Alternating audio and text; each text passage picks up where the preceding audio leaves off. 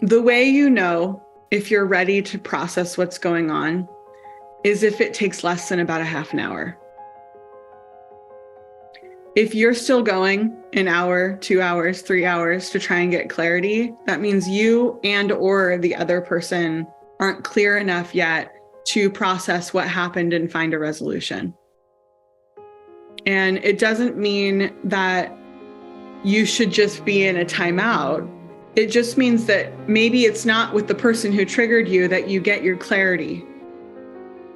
Maybe you need to reach out and ask for support from somebody else, a third party who's neutral.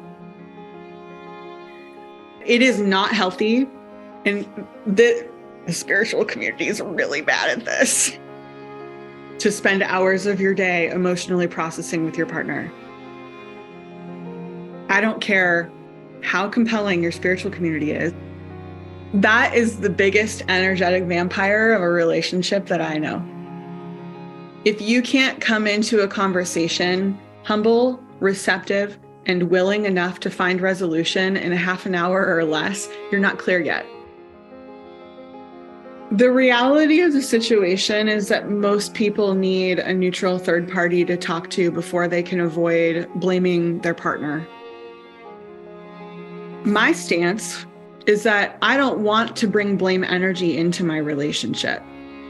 So if I'm going there, I gotta go somewhere else until I'm done blaming. My guru said this weekend: the only difference between thinking and talking is that your tongue is wagging. I love this. The only difference between thinking and talking is your tongue is wagging in one of them, and you're activating your vocal cords. But thinking in a blame way is actually just as hurtful as talking in a blame way. When those thoughts start coming up, my cue is to go talk to somebody who's going to help me move it through. I've been doing this long enough that I also have my tools to successfully move through it myself, because usually if I'm blaming, I'm in some kind of self-preservation mode, and I can use the tools that you guys are just getting in touch with in order to stop blaming. Because usually if you're blaming, it's because you're judging somebody for something that you feel insecure about in yourself. And the key is to, at the very least, get to a place where you can hear and listen to them, and that they are also in a place where they can hear and listen to you.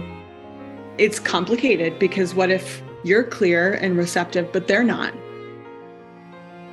The most important thing is that you get to a place where you can stay clear and receptive, even if they aren't. And that might require you to have backup. It might require you to go and talk to somebody else. I can't imagine doing relationship without having that kind of support, honestly, because it's necessary.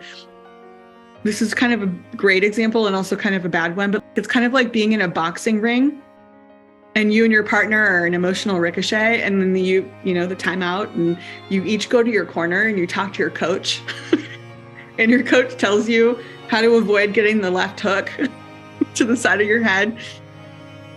Especially if you're living with your partner, there are infinite moments in a day where you're bound to get hung up on something, especially if you're home with your partner all day long. Sometimes both of you going to work makes it a little bit easier. Relationships are triggering. You can't always expect to resolve your trigger with the person who triggered you. Usually, if a core belief is involved, it's possible your partner has the same one and you're both in opposite expressions of it, and that's why you get into a stalemate in the first place. And so your job is to seek out outside support in order to get the perspective you need to learn how to be open in a place where you were instinctively going to close.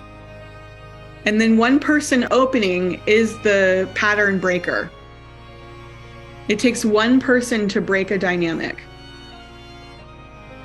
And the first person to get that clarity is the catalyst for it.